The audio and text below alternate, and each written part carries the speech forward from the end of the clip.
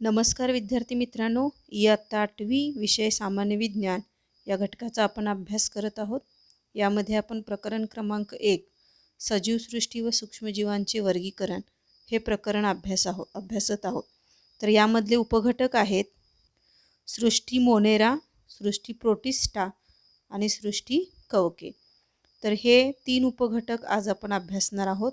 यामध्ये या तिन्ही सृष्टींची वैशिष्ट्ये आपण अभ्यासणार आहोत. तर विद्यार्थी मित्रांनो, या आधीच्या व्हिडिओमध्ये तुम्ही व्हिटाकर यांची पंचसूत्री वर्गीकरण अभ्यासलेलं आहे. जसं की सजीवांचं वर्गीकरण व्हिटाकर या शास्त्रज्ञानं 2 गटामध्ये केलं, आदिकेंद्रकी आणि दृश्यकेंद्रकी. आदिकेंद्रकी म्हणजे काय? ज्या पेशीमध्ये केंद्रक आपल्याला स्पष्टपणे दिसत नाही त्याला आदिकेंद्रकी म्हणतात. आणि दृश्यकेंद्रकी म्हणजे काय? की ज्या पेशींमधील केंद्रक आपण सहजपणे सूक्ष्मदर्शकाच्या खाली पाहू शकतो, अशा सर्व सजीवांचा समावेश त्यानं दृश्यकेंद्रकी पेशीमध्ये केला. तर आदिकेंद्रकीमध्ये सर्व प्रकारच्या एकपेशीय सजीवांचा समावेश होतो आणि दृश्यकेंद्रकीमध्ये एकपेशीय आणि बहुपेशीय अशा सर्व सजीवांचा समावेश होतो. एकपेशीय आदिकेंद्रकी सजीवांच्या मध्ये सृष्टी मोनेरा या गटाचा समावेश होतो. तसे दृश्यकेंद्रकी एकपेशीय सजीवांमध्ये सृष्टी प्रोटिस्टा या गटाचा समावेश होतो. दृश्यकेंद्रकी बहुपेशीय सजीवांमध्ये 3 गटामध्ये या सजीवांचं वर्गीकरण केलेलं आहे. जसं की सृष्टी कवके, सृष्टी वनस्पती आणि सृष्टी प्राणी. म्हणजे व्हिटाकर या शास्त्रज्ञाच्या नुसार सर्व सजीवांचं वर्गीकरण त्यानं 5 सृष्टीमध्ये केलेलं आहे किंवा 5 गटामध्ये केलेलं आहे. सृष्टी क्रमांक 1 मोनेरा, सृष्टी क्रमांक 2 प्रोटिस्टा, सृष्टी क्रमांक 3 कवके आणि सृष्टी क्रमांक 4 वनस्पती, सृष्टी क्रमांक 5 प्राणी. तर एकपेशीय आदिकेंद्रकी पेशीमध्ये हे एकपेशीय सजीव असतात. त्याच पद्धतीनं बहुपेशीय प्राण्यांचा जर आपण विचार केला तर कवक, वनस्पती, प्राणी हे 3 या गटामध्ये येतात. कवकाला पेशीभित्तिका असते, परंतु हरितद्रव्य नसल्यामुळे ते प्रकाश संश्लेषण करू शकत नाहीत. वनस्पतींना पेशीभित्तिका असते, हरितद्रव्य असतात, त्यामुळे ते प्रकाश संश्लेषण करू शकतात. आणि प्राणींना पेशीभित्तिका असतात. तर चला तर मग आता आपण सृष्टी क्रमांक 1 मोनेरा याची वैशिष्ट्ये आणि लक्षणे अभ्यासूया. विद्यार्थी मित्रांनो, सृष्टी मोनेरामध्ये सर्व प्रकारच्या एकपेशीय सजीवांचा आणि नीलहरित शैवाळांचा समावेश होतो. साधारणतः एक कृती तुम्ही करू शकताय. एका स्वच्छ काचपट्टीवर दही किंवा ताकाचा अगदी लहान थेंब घ्या. त्यात थोडे पाणी मिसळून विरलन करा. त्यावर अलगद आच्छादन काच ठेवा व सूक्ष्मदर्शकाखाली काचपट्टीचे निरीक्षण करा.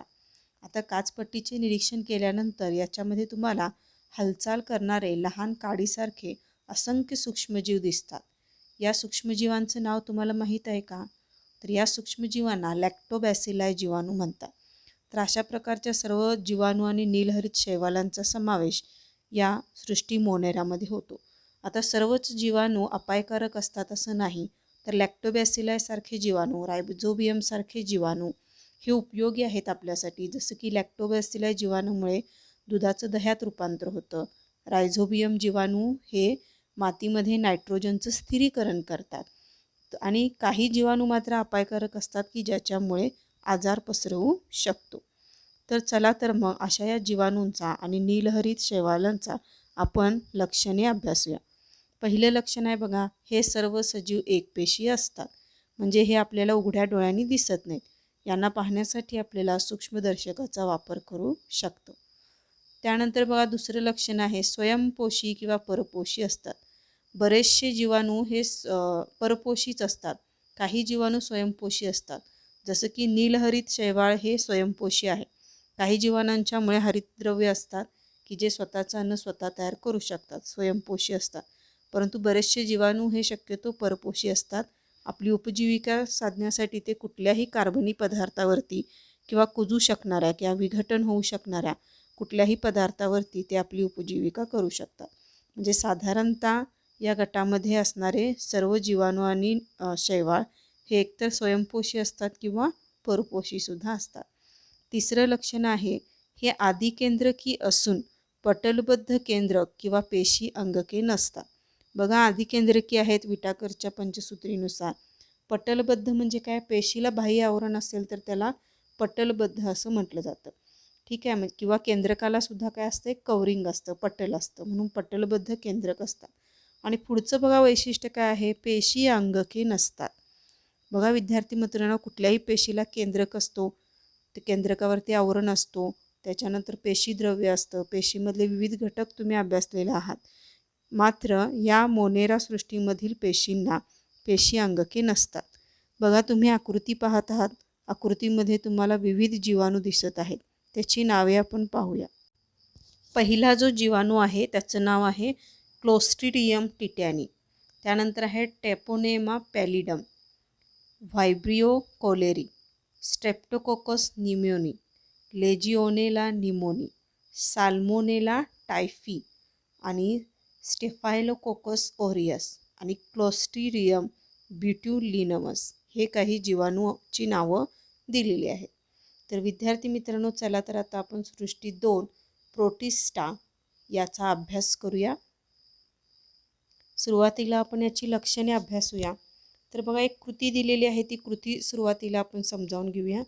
एखाद्या डबक्यातील पाण्याचा एक थेंब काचपट्टीवर ठेवून सूक्ष्मदर्शकाखाली निरीक्षण करा.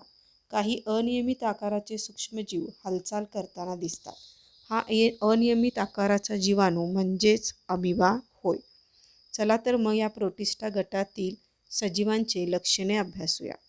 पहिलं लक्षण आहे बघा, प्रोटिस्टा सृष्टीतील सजीव एकपेशीय असून पेशीत पटलबद्ध केंद्रक असते.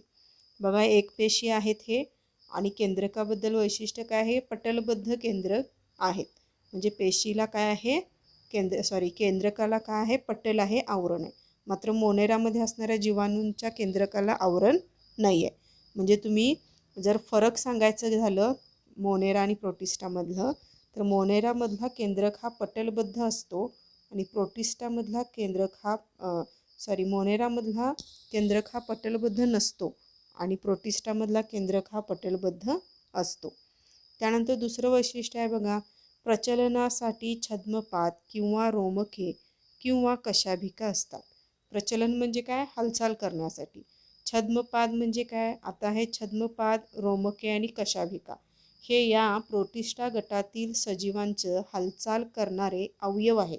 म्हणजे जसं आपल्याला हालचाल करण्यासाठी हात पाय मदत करतात, तसं या एकपेशीय किंवा प्रोटिस्ट गटातील प्राण्यांना हालचाल करण्यासाठी छद्मपाद, रोमके आणि कशाभिका ही अंगके असतात.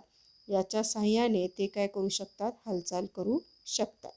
ठीक आहे, जसं की आता छद्मपाद अमिबामध्ये असतो, रोमके पॅरामोशियममध्ये असतात, कशाभिका किंवा युग्लिनामध्ये असतो. तर बघा तिसरं वैशिष्ट्य आहे स्वयंपोषी. काही प्रोटिस्टामधले काही प्राणी हे स्वयंपोषी असतात. उदाहरणार्थ युग्लिना, व्हॉल्वॉक्स पेशीत हरित लवके असतात, त्यामुळे ते स्वयंपोषी असतात. आता एवढं लक्षात ठेवा की ज्याच्यामध्ये हरितद्रव्य असतात ते स्वयंपोषी असणार आहेत आणि ज्यामध्ये हरित लवके नसतात ते परपोषी असणार आहेत. मग रिकाम्या जगासाठी लक्षात ठेवायचं आहे की युग्लिना आणि व्हॉल्वॉक्स हे दोन्ही स्वयंपोषी प्रोटिस्ट गटातील येणारे सजीव आहेत. आता परपोषी प्रोटिस्ट कुठले आहेत, अमिबा, पॅरामोशियम, प्लाझ्मोडियम इत्यादी. ठीक आहे, आता ह्या चारीच्या आकृत्या तुम्हाला स्क्रीनवरती दिसत आहेत. व्हॉल्वॉक्स बघा हरितलवके स्पष्टपणे आकृतीमध्ये सुद्धा दिसत आहेत. पॅरामोशियम आहे, युग्लिना आहे आणि अमिबा आहे. हे सर्व सजीव प्रोटिस्ट या गटामध्ये येतात. तर बघा प्रोटिस्ट गटामधले जे प्राणी असतात तर बऱ्याचशे ह्यातले स्वयंपोषी आहेत आणि काही परपोषी आहेत, हे आपण अभ्यासलेलं आहे. तर आता याच्यामध्ये प्रश्न कसा विचारला जाईल, तर याच्यामध्ये विचारतील की वेगळा घटक ओळखा. वेगळा घटकमध्ये बघा आता प्रश्न कसा येईल, युग्लिना, व्हॉल्वॉक्स आणि अमिबा. आता ह्याच्यामध्ये तुम्हाला गोंधळ होऊ शकतो की तिन्ही पण प्रोटिस्ट गटातले आहेत आणि तिन्ही पण एकपेशी आहेत, मग वेगळं कुठलं काढायचं. तर यासाठी सूक्ष्म अभ्यास असणं आवश्यक आहे. युग्लिना, व्हॉल्वॉक्स गेलं तर हे स्वयंपोषी प्रोटिस्ट आहेत आणि अमिबा हा कसा आहे, परपोषी आहे. किंवा तुम्हाला अमिबा, पॅरामोशियम, प्लाझ्मोडियम देतील आणि युग्लिना किंवा व्हॉल्वॉक्सपैकी एक देतील. मग त्यावेळी ओळखायचं तुम्ही की अमिबा, पॅरामोशियम, प्लाझ्मोडियम हे परपोषी प्रोटिस्ट गटामध्ये येतात आणि व्हॉल्वॉक्स किंवा युग्लिना असेल तर तो स्वयंपोषी येतो. म्हणजे वेगळा घटक ओळखा हा जो प्रश्न आहे त्यासाठी सूक्ष्म अभ्यास असणं आवश्यक आहे. त्यामुळे लक्षात ठेवायचा हा प्रश्न की प्रोटिस्ट गटामध्ये स्वयंपोषीची उदाहरणं कोणकोणती आहेत आणि परपोषीची उदाहरण कोणते आहेत. यावरून गटात न बसणारा किंवा वेगळा घटक ओळखा हा प्रश्न येऊ शकतो. त्यानुसार तुम्ही या प्रश्नाची तयारी करू शकता. बघा लक्षणं काय काय आहेत प्रोटिस्टाची पुन्हा एकदा पाहूया. प्रोटिस्टा सृष्टीतील सजीव एकपेशीय असून पेशीत पटलबद्ध केंद्रक असते. दुसरं आहे प्रचलनासाठी छद्मपात किंवा रोमके किंवा कशाभिका असतात. हे स्वयंपोषी असतात. उदाहरणार्थ युग्लिना, व्हॉल्वॉक्स पेशीत हरितलवके असतात. आणि काही परपोषी आहेत. उदाहरणार्थ अमिबा, पॅरामोशियम, प्लाझ्मोडियम इत्यादी. याच्या रचना तुम्ही आकृतीमध्ये स्पष्टपणे पाहू शकता. तर विद्यार्थी मित्रांनो, आता आपण सृष्टी क्रमांक 3 कवके या गटाचा अभ्यास करूया. आपण याची लक्षणे अभ्यासूया. आता सृष्टी कवके यालाच फंगाय असं सुद्धा म्हणतात, बुरशी असं सुद्धा म्हणतात. पहिलं लक्षण आहे बघा, कवक सृष्टीत परपोषी, असंश्लेषी व दृश्यकेंद्रकी सजीवांचा समावेश होतो. बघा पहिल्या लक्षणाची आपण माहिती घेऊया. आता कवक हे कशामध्ये येतं? सृष्टी कवकमध्ये परपोषी असतात. म्हणजे याच्यामध्ये हरितद्रव्य नसते. हरितद्रव्य नसल्यामुळे ते स्वतःचं अन्न स्वतः तयार करू शकत नाहीत. त्यामुळे ते कसे आहेत? परपोषी आहेत. त्यानंतर असंश्लेषी म्हणजेच प्रकाश संश्लेषण करू शकत नाही. त्यानंतर दृश्यकेंद्रकी, याचे केंद्रक मात्र आपण सूक्ष्मदर्शकाखाली पाहू शकतो, म्हणून दृश्यकेंद्रकी सजीवांचा समावेश होतो. आता दुसरं लक्षण आहे बघा, बहुसंख्य कवके मृतोपजीवी आहेत. कुजलेल्या कार्बनी पदार्थावरती जगतात. आता सर्व कवके म्हणजेच बुरशी मृतोपजीवी म्हणजे काय? सर्व प्रकारच्या विघटनशील कार्बनी पदार्थावरती हे जगू शकतात. आणि म्हणजे अशा प्रकारची रचना असते त्यांच्यामध्ये, त्यामुळे त्यांना मृतोपजीवी असं म्हटलेलं आहे. म्हणजेच कुठल्याही कुजणाऱ्या पदार्थापासून ते अन्न मिळवू शकतात आणि स्वतःची उपजीविका करू शकतात, म्हणून त्याला मृतोपजीवी असं म्हटलं जातं. कुजलेल्या कार्बनी पदार्थावरती जगतात म्हणजेच त्याचं स्पष्टीकरण दिलेलं आहे.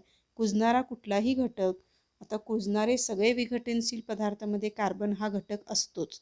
ठीक आहे, कारण सर्वच सजीव हे कार्बनी पदार्थांनी बनलेले असतात आणि सर्वच विघटनशील पदार्थामध्ये कार्बन हा घटक असतोच.